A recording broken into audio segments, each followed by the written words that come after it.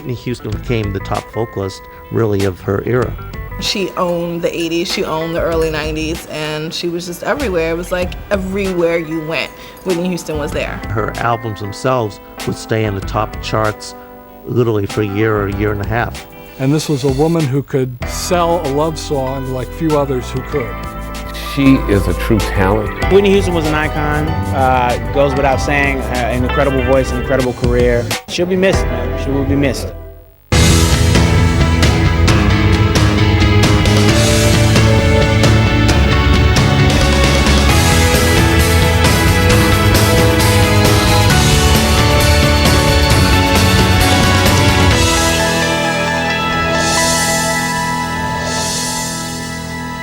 On February 11, 2012, one of the world's most beloved voices was silenced forever. As we remember Whitney, we bear witness to the rise and fall of a star. The best part of began to unravel again. Her 2010 European tour was ripped to shreds by critics. She almost got kicked off a Delta Airlines flight for refusing to wear her seatbelt. And in May of 2011, Whitney went back to rehab. Then a silver lining appeared. Whitney signed on for the remake of Sparkle, a film she was executive producing, and her first film role in 15 years. Although she finished filming, Whitney would never see the movie. On February 11th, the eve of the 2012 Grammy Awards, and the night of Clive Davis's annual pre-Grammy gala that Whitney was planning to attend, a breaking news story rocked the world. At 3:55 p.m. this afternoon, Whitney Houston was pronounced dead at the Beverly Hilton Hotel. Although news reports swirled with speculation, no one really knew the true cause of death until the coroner's report was later released. There were no obvious signs of any criminal intent at this time, and it's currently being investigated by the Beverly Hills Police detectives. As family, friends, and fans tried to make sense of the tragedy, Grammy producers scrambled to change the tone of the impending Grammy broadcast and put together some sort of tribute. The show must go on, and the following night, the Grammys did as scheduled. In a moving tribute to Whitney, Jennifer Hudson sang "I Will Always Love You." As the music industry mourned the loss of their fallen icon, plans for Whitney's funeral were underway. The nearly 4-hour service was held at New Hope Baptist Church in Newark, New Jersey, the very church where Whitney first started singing. Around 1,500 mourners gathered to say goodbye to the pop legend. Among them, Whitney's bodyguard co-star Kevin Costner, mentor Clive Davis, Oprah, and Whitney's ex-husband Bobby Brown, who left abruptly when told he and his entourage could not sit together. Stevie Wonder, Alicia Keys, and BeBe and CeCe Winans all performed. The star-studded farewell was broadcast live on television, the internet, and radio, and brought in record ratings. Millions watched as Whitney was eulogized, but she still could not rest in peace.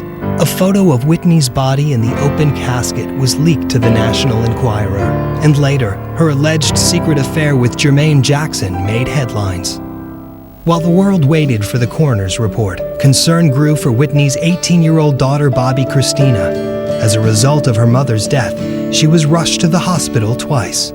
After only a few weeks of silence, Bobbi Kristina was ready to talk, and Oprah was ready to listen. Just days before her scheduled interview with the media mogul, news broke that Whitney left everything to her daughter. Then, on March 11th, Bobbi Kristina appeared on an episode of the Oprah Winfrey Network series, Oprah's Next Chapter.